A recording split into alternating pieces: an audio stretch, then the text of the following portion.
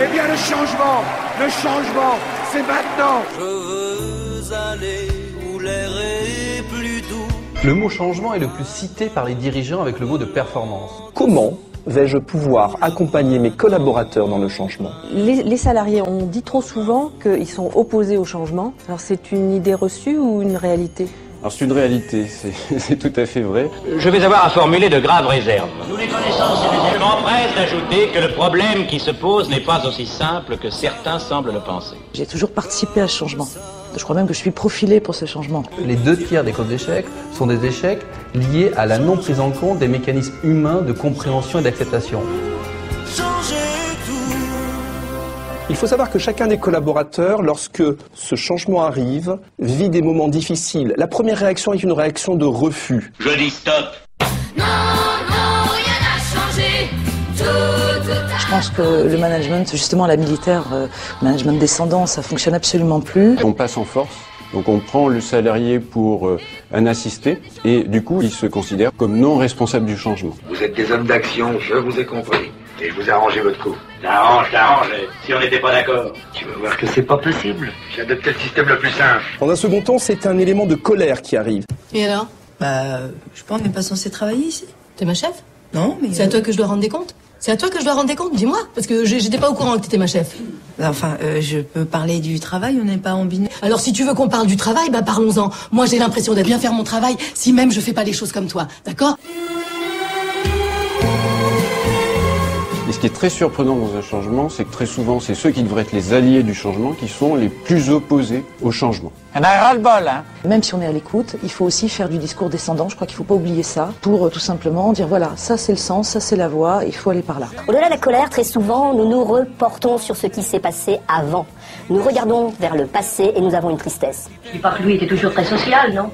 Il avait l'esprit de droite. Oh, Mais il nous a tout de même apporté à tous la sécurité. Ramasser les miettes, vous appelez ça la sécurité, vous ? Nos habitudes servent d'abord à nous sécuriser. Est-ce que je suis prêt, oui ou non, à adhérer à ce changement ? Toi non plus, tu n'as pas changé. En fait, la conduite du changement a 4 objectifs. Elle doit viser à informer les bénéficiaires, à faire en sorte qu'ils comprennent le projet, qu'ils adhèrent et qu'ils participent. Alors, nous sommes d'accord ? Rebondir et repartir vers un réajustement. La capacité à pouvoir faire des réglages fins qui vont nous permettre de nous dire oui, aujourd'hui, dans une phase de changement telle que je la vis, je suis prêt à m'engager. Eh ben, vous voyez, messieurs, tout baigne dans l'huile. Tout va changer ce soir. On prend un nouveau... Alors Michel Foudria, le son de Julien nous ouvre quelques pistes sur cette question du changement. Alors peut-être pas du côté de Julio Iglesias, ça nous a fait plaisir de le retrouver, mais est-ce que vous avez entendu une définition proche de celle qui est la vôtre dans votre ouvrage ? Je vais dire qu'à la fois il y a beaucoup de choses qui peuvent avoir des connotations liées à ce que j'ai écrit, mais en même temps, il n'y a aucune définition qui, je crois, se rapproche de ce que j'essaye de définir ou de ce que j'essaye de penser.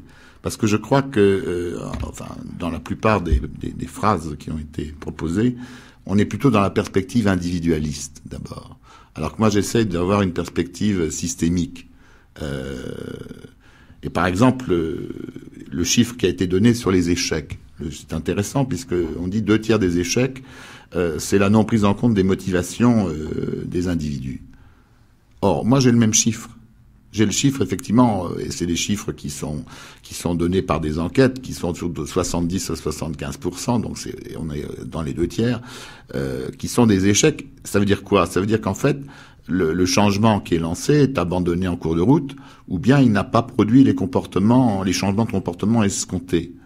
Mais l'échec, ça n'est pas simplement la non prise en compte des individus, c'est tout simplement que dans ces conditions-là, c'est le système qui n'a pas pu évoluer, parce qu'effectivement, l'affaire du changement, le changement, ce n'est pas qu'une affaire d'individus, c'est aussi une affaire de régulation collective, c'est une affaire de système. C'est beaucoup plus difficile de changer un système, de changer sa règle de jeu, parce qu'elle a une force inertielle considérable. Donc, il faut évidemment avoir d'autres idées ou d'autres dispositifs que simplement de parler de communication descendante en indiquant la voie pour faire comprendre aux bénéficiaires. Là encore, on est bien dans l'indication, c'est le destinataire, c'est l'individu, et dire que il y a une voie du changement, mais ça veut dire globalement qu'il y en a qui pensent le changement et d'autres qui doivent effectivement l'accomplir ou le mettre en œuvre. Donc cela veut dire qu'il y a des personnes qui ne seraient pas capables de penser la définition du changement.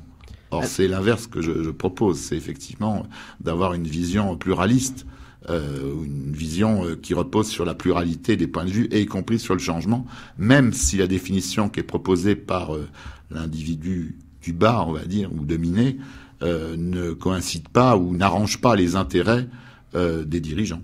Alors, le changement, c'est une œuvre donc collective. Vous venez donc de dire, la sociologie est aussi une matière, une science humaine qui cherche à comprendre le collectif.